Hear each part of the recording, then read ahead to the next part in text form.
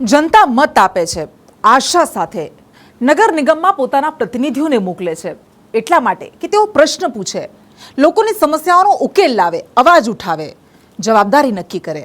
પણ જો કોર્પોરેટર જ ચૂપ બેસી જાય તો પછી કામ કેવી રીતે થશે?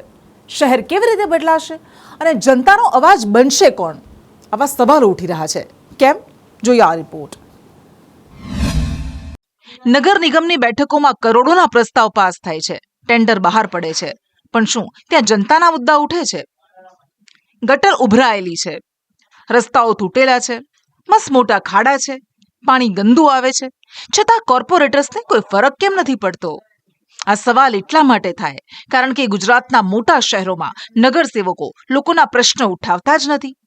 સૌથી પહેલા વાત રાજકોટની. રાજકોટમાં 68માંથી અડધા નગરસેવકોને લોકોના પ્રશ્નો દેખાતા જ નથી.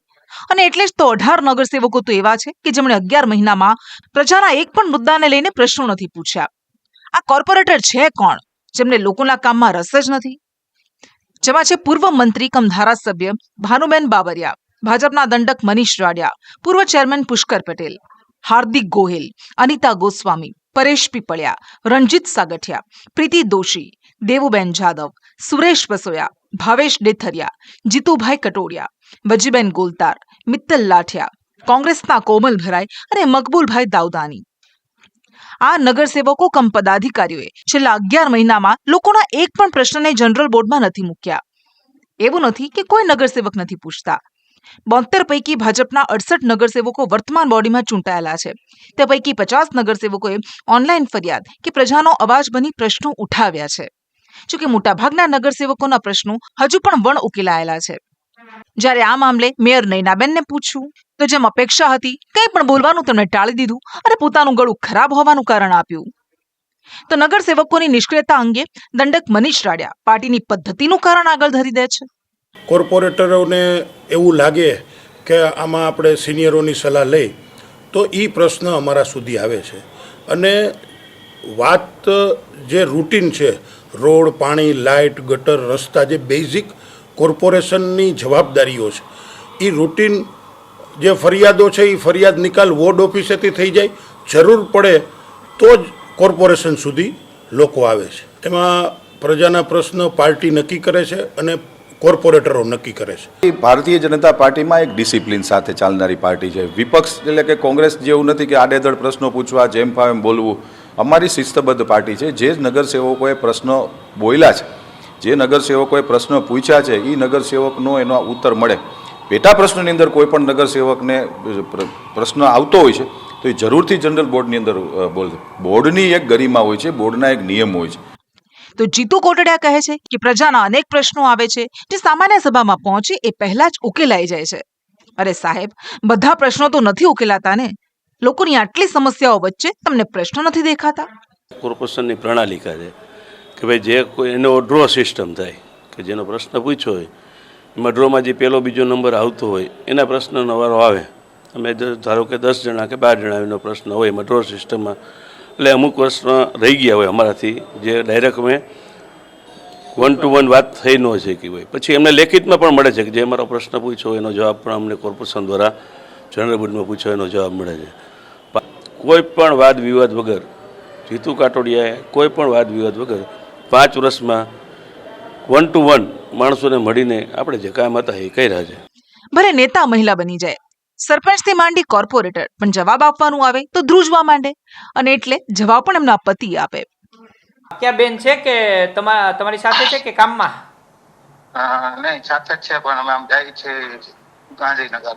ઓકે, ખાલી એક પ્રશ્ન પૂછવાનો હતો કે આ ચાલુ બોર્ડ છે આખા વર્ષનું જનરલ બોર્ડ, એમાં આપણે કેટલા પ્રશ્ન પૂછ્યા હતા કોમલબેને? મોસ્ટ ઓફલી બધી વખત પૂછ્યા જ છે. ક્યારેક એકાદી વાર એકાદો નો પૂછ્યો વાત અલગ, બાકી પૂછ્યા જ છે. વારો આવ્યો ક્યારેય બોલવાનો? ના, આ વર્ષમાં નથી આવ્યો. આ વર્ષમાં નથી આવ્યો. કયા કયા પ્રશ્નો મુખ્યત્વે પૂછ્યા હોય? જો બેન સાથે હોય તો કઈ બોલે તો તમને રાતના જ કહું તો ભાઈ મજા આવશે, કારણ કે બધી સાહિત્ય ઘરે હોય, હાલમાં તો યાદ નહીં, બધું લખિત પડ્યું હોય એમ. બીજા નગરસેવકોનો અમે સંપર્ક કર્યો તો ગલ્લા તલ્લા કરવા લાગ્યા. હવે ગુજરાતની સૌથી મોટી મનપા અને સૌથી મોટું બજેટ ધરાવતા અમદાવાદની વાત. અમદાવાદ મનપાના 48 વોર્ડમાં 192 ચૂંટાયેલા પ્રતિનિધિ છે. ભાજપના 160 અને કોંગ્રેસના 24, એઆઈએમઆઈએમના 7 અને 1 અપક્ષ. અમદાવાદનો અત્યારે એક પણ વિસ્તાર એવો નહીં હોય જ્યાં લોકો પરેશાન ન હોય, પણ અહીં તો ફૂલ ગુલાબી ચિત્રના દાવા કરાય છે. દાવા કરવામાં ક્યાં પૈસા ખર્ચવાના છે? અમારા કોર્પોરેટરો દર રવિવારે પોતાના મત વિસ્તારની અંદર રાઉન્ડની અંદર પણ નીકળતા હોય છે અને ઘણા કોર્પોરેટરના પોતાના સ્થાનિક કાર્યાલયો વોર્ડ કક્ષાએ ચાલતા હોય છે. પરિણામે ત્યાં આગળ જે પણ રજૂઆત મળે એનો ત્વરિત નિકાલ લેખિતમાં કંઈ પણ જાતનું લીધા વગર આપણે વાત કરીએ કે પેપરલેસ ટેકનોલોજીનો ઉપયોગ કરી અધિકારીને તરત જ સૂચના આપવામાં આવે છે અને પરિણામે જે ફરિયાદ હોય એનું ઝડપથી નિરાકરણ કરવામાં આવતું હોય છે.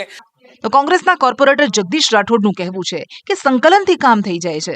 ડિપાર્ટમેન્ટની મારા વિસ્તારમાં હોય કમ્પ્લેન તો આસિસ્ટન્ટ એન્જિનિયર એસી પહેલાં બંનેને વોર્ડમાં ઇન્ફોર્મ કરું છું. એક દિવસ રાહ જોવાની, બીજા દિવસે પછી ડેપ્યુટી સિટી ઇન્જિનિયરને જાણ કરવાની અને ના થાય તો એડિશનલ અને ડીવાયએમસી દ્વારા અમારી ઇજનેર વિભાગની મોટાભાગની ફરિયાદો સોલ્વ કરી દેવામાં આવે છે અને લગભગ મારે ઝોન લેવલે જવું નથી પડતું.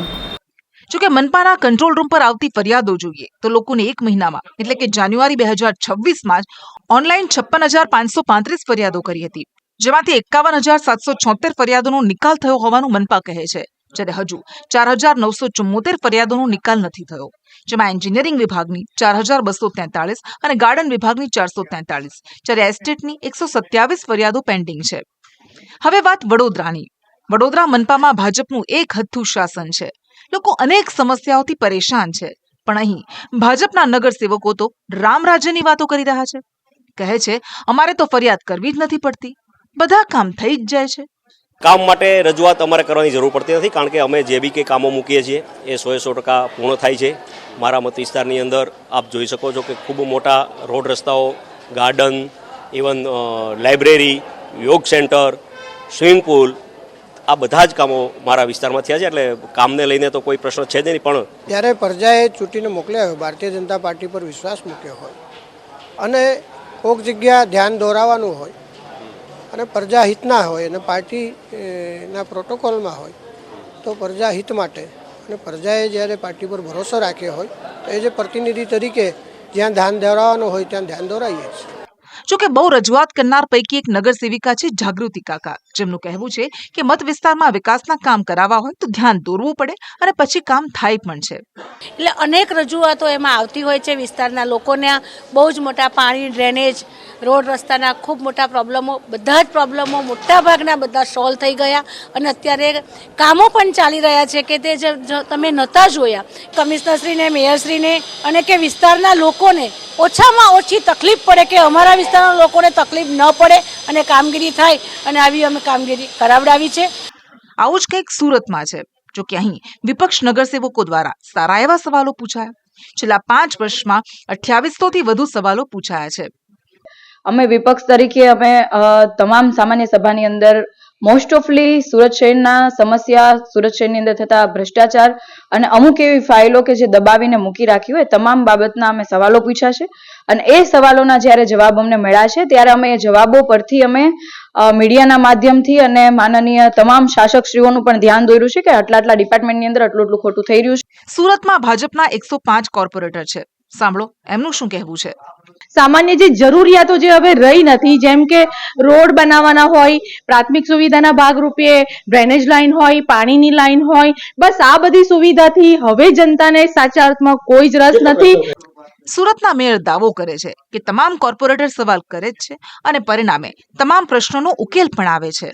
પ્રાથમિક સુવિધાની હોય, ડ્રેનેજ લાઈન કરાવવાની હોય, નવા સીસી રોડ બનાવવાના હોય, અથવા તો અમારી જે જૂની પ્રોપર્ટીઓ છે, જેમ કે મારા વિસ્તારમાં શ્યામાપ્રસાદ મુખર્જી હોલ આવે છે એને રીડેવલપમેન્ટ કરવાનો હતો. પણ વિપક્ષ મેયરના આ દાવાને ફગાવતા કહે છે કે ભાજપના નગરસેવકો તો મુખ્યમંત્રીની વાહવાહીમાંથી જ ઊંચા નથી આવતા. કોર્પોરેટ કંઈ ને કંઈ પોતાના વોર્ડમાં પ્રશ્ન ઉઠાવતા હોય છે અને દર વર્ષે બજેટ બનતું હોય એમાં એ લોકોના પ્રશ્નને અમે પ્રાથમિક સુવિધા કોઈ પણ હોય, ડ્રેનેજ, પાણી, વોટર, બીઆરટીસી રૂટની લાઈન લંબાવવાની હોય, એવા તમામ પ્રશ્નો અમે આવરી લીધા છે 5 વર્ષની અંદર અને બધા જ કોર્પોરેટ પ્રશ્ન ઉઠાવ્યા અને એનું હકારાત્મક રીતે એનું નિરાકરણ આવ્યું છે. જો કોર્પોરેટર પ્રશ્ન જ નહીં પૂછે તો અધિકારીઓ જવાબ કેમ આપશે અને કામ કેવી રીતે થશે? જનતાએ પ્રતિનિધિઓને પસંદ કર્યા છે, મૂકદર્શક નહીં.